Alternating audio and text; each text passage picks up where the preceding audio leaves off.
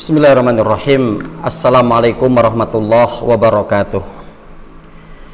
Alhamdulillahirabbil alamin wa bihi nasta'inu ala umurid dunya waddin. Wassalatu wassalamu ala asyrafil anbiya'i wal mursalin habibina wa maulana Muhammadin wa ala alihi wa ashabihi wa man tabi'ahum bi ihsanin ila yaumiddin. Allahumma anfa'na ma 'allamtana wa 'allimna ma yanfa'una. Allahumma zidna ilma. Kaum muslimin dan muslimat rahimakumullah, di kesempatan kajian pada kesempatan kali ini saya akan coba mengkaji terkait dengan karakter laki-laki solih. Sebagaimana kajian kita sebelumnya kaitan dengan laki-laki untuk menjadi pemimpin bagi wanita, untuk menjadi pemimpin bagi istri-istri mereka. Nah, sehingganya wanita itu akan merasa percaya ketika dia akan dinikahi oleh seorang laki-laki, ya, sehingga pentingnya dalam hal ini kita untuk mengetahui tentang karakter laki-laki yang soleh, ya. Nanti akan kita sebutkan beberapa karakter daripada laki-laki yang soleh, yang diantaranya ini dapat menjadi tolak ukur atau barometer seorang wanita untuk memilih pasangan hidup mereka. Kaum muslimin rahimani wa rahimakumullah, siapa laki-laki soleh itu? Nah, di mana bahwa laki-laki soleh itu adalah laki-laki muslim yang mukmin, bersih lahir dan batinnya, bersih darah dagingnya dan tulang belulangnya dari benda yang haram, dan selalu menjauhkan dirinya dari perkara-perkara haram dan syubhat yang akan menarik dirinya kepada lembah neraka jahanam. Demikian pula ia adalah orang yang selalu taat kepada Allah dan Rasulnya dimanapun ia berada, ya. Dan diantaranya bahwa para ulama juga menyebutkan kesolihan seorang laki-laki itu bukan hanya dilihat dari tampilannya, ya, bukan hanya dilihat dari karena panjang jenggotnya, ya, hanya dilihat dari suka pakai gamisnya, atau sering datang ke majelis ilmu, atau kemudian sering ke masjidnya. Tapi lebih para ulama menyebutkan laki-laki yang soleh itu adalah laki-laki yang benar dan lurus akidah dan tauhidnya. Karena akidah dan tauhid itu perkara yang sangat penting, ya. Kalaulah amal mereka banyak, kebaikan mereka banyak, tapi ternyata terjerumus kepada kesyirikan yang artinya adalah akidah dan tauhidnya menyimpang, maka menjadikan amalannya itu akan menjadi percuma, ya. Yang karenanya laki-laki yang soleh itu akan tertolak ukur, ya, dari akidah dan tauhidnya yang benar dan lurus. Nah, kaum muslimin rahimakumullah, ya, apa karakter daripada laki-laki yang soleh? Pertama, mereka adalah orang-orang yang sangat taat kepada Allah dan Rasulnya, ya. Kita mendapati hal ini yang Allah Subhanahu wa taala sebutkan dalam surat An-Nisa ayat yang ke-69. Wa may yuti'illah wa rasulah fa ulaika ma'al ladzina an'ama Allahu 'alaihim minan nabiyyina wasyiddiqina wasuhada'i wasolihin wa hasuna ulaika rafiqa. Barang siapa yang taat kepada Allah dan Rasulnya, mereka itulah orang-orang yang akan dikumpulkan oleh Allah kepada mereka yang telah Allah beri nikmat. Siapa mereka? Minan nabiyyin, dari kalangan para nabi, wasyiddiqin, dan orang-orang jujur, wasuhada, para syuhada, wasolihin, dan orang-orang soleh, wahasuna ulaika rafiqo, dan ini merupakan sebaik-baik teman, ya. Maka masya Allah, balasannya itu akan dikumpulkan dengan orang-orang terbaik, orang-orang pilihan dari kalangan para nabi, para syuhada, orang-orang soleh. Siapa mereka? Yang mau taat kepada Allah dan Rasulnya. Dan laki-laki yang soleh itu mereka siap untuk taat kepada Allah dan Rasulnya, senantiasa mendahulukan ketentuan Allah dan Rasulnya, senantiasa akan mendahulukan kepentingan syariat daripada kepentingan-kepentingan yang lainnya, ya. Yang karenanya kita mendapati bagaimana contoh di kalangan para sahabat Nabi, ketaatan mereka kepada Allah dan Rasulnya sangat luar biasa, menandakan akan kesolehan mereka. Di antaranya adalah pada peristiwa perang Badar, ya, yaitu di mana hal ini terjadi tentunya adalah sebelum peristiwa perang Badarnya, ya, karena ketika para sahabat ya akan mencegat daripada kafilah dagang Abu Sofyan. Ya.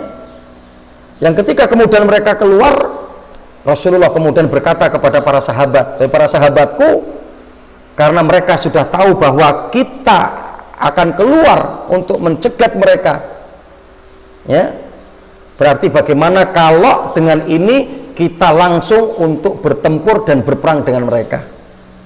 Ya, tapi para sahabat ketika itu apa?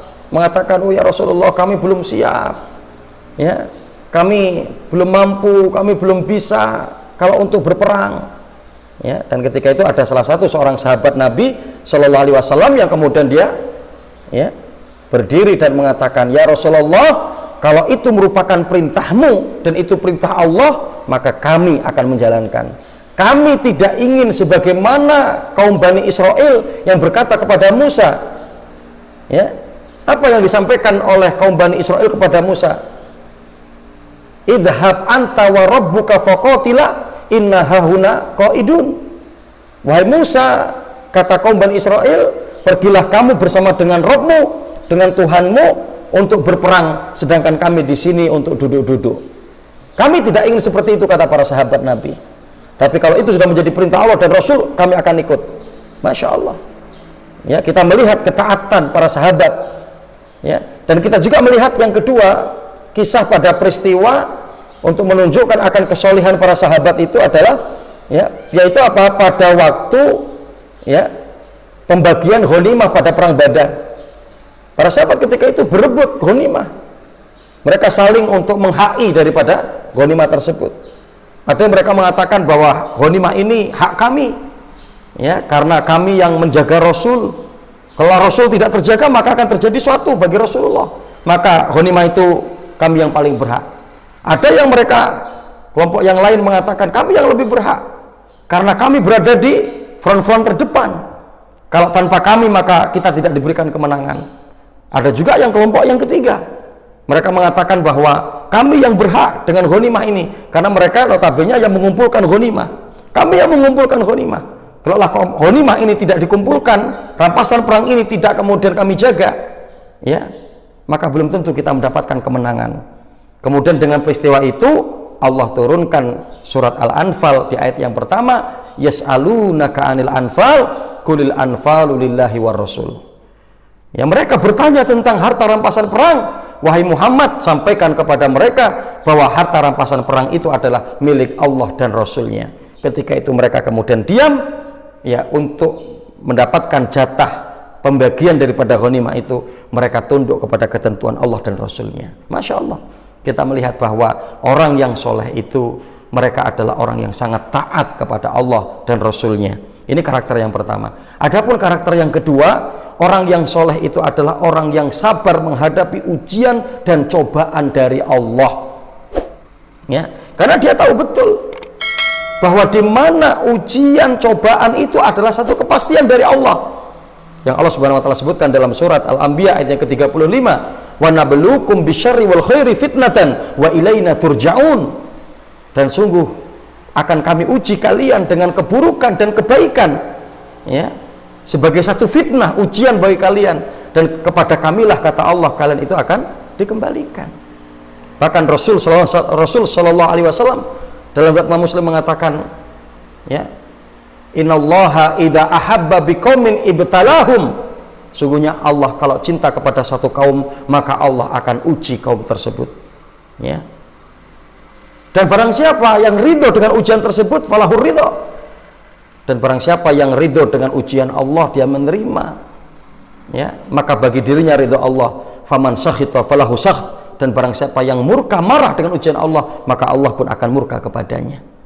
Ya, karena kaum rahimakumullah, ya, para ulama pun menyebutkan bahwa kita untuk bersabar di atas ujian itu ada 3. Yang pertama, di mana kita untuk bersabar di atas ujian kaitan dengan musibah-musibah yang ada, di mana kita untuk bersabar. Kemudian yang kedua, yaitu bersabar dalam ketaatan kepada Allah. Ya, untuk melakukan ketaatan ini cukup begitu berat. Ya, dan kita butuh sabar, continue istiqomah untuk melakukan ketaatan kepada Allah. Kemudian yang ketiga adalah as-sabru an maksiatillah. kita untuk bersabar dalam menjauhi kemaksiatan kepada Allah. Di mana dalam menjauhi kemaksiatan kepada Allah ini butuh kesabaran yang ekstra. Kemudian yang ketiga, ya, di mana karakter laki-laki yang soleh itu mereka adalah orang yang ikhlas dalam beramal. Ya, karena di mana Rasulullah, ya, di dalam riwayat Imam Muslim mengatakan innamal a'malu binniyat, sesungguhnya amal itu tergantung kepada niatnya. Ya, jadi di mana bahwa, ya, Allah akan menerima amal kita tergantung kepada niat kita. Ya, adanya mereka yang berhijrah, ya, faman kana hijratuhu, ya, ilallahi wa rasulihi fa hijratuhu ilallahi wa rasulihi. Barang siapa yang mereka hijrahnya karena Allah dan Rasulnya, maka dia akan mendapatkan pahala dari Allah dan Rasulnya. Faman kanat hijratuhu lidunya yusibuha aw imra'atin yankihuha fa hijratuhu ila ma hajara ilaih. Dan barang siapa yang ketika dia berhijrahnya, beramal solehnya, ibadahnya, ya, untuk mendapatkan dunia atau seorang wanita yang ingin dia nikahi, maka dia hanya mendapatkan itu dan tidak mendapatkan balasan di sisi Allah Subhanahu wa taala. Dan ingat kaum muslimin rahimakumullah, kita mendapati ternyata orang-orang yang pertama kali akan dimasukkan ke dalam api neraka itu mereka adalah orang-orang yang baik ketika di dunianya. Ya, mereka sebagai seorang mujahid, mereka orang yang dermawan menginfakkan hartanya, mereka sebagai pembaca Al-Quran, tapi ternyata kemudian itu semua didustakan oleh Allah disebabkan karena mereka tidak ikhlas dalam melaksanakan ibadah-ibadah yang ada tersebut. Yang karenanya, ya, laki-laki yang soleh dia akan beribadah kepada Allah, dia akan ikhlas dalam melakukan segala amal perbuatannya. Wallahu a'lam bishawab. Ya, insyaallah nanti untuk, ya, karakter berikutnya akan kita kaji di segmen-segmen berikutnya. Mudah-mudahan bermanfaat. Aku qouli hadza astaghfirullahi wa lakum wa lisa'il muslimin fi kulli aktar wa billahi taufiq wal hidayah. Wassalamualaikum warahmatullahi wabarakatuh.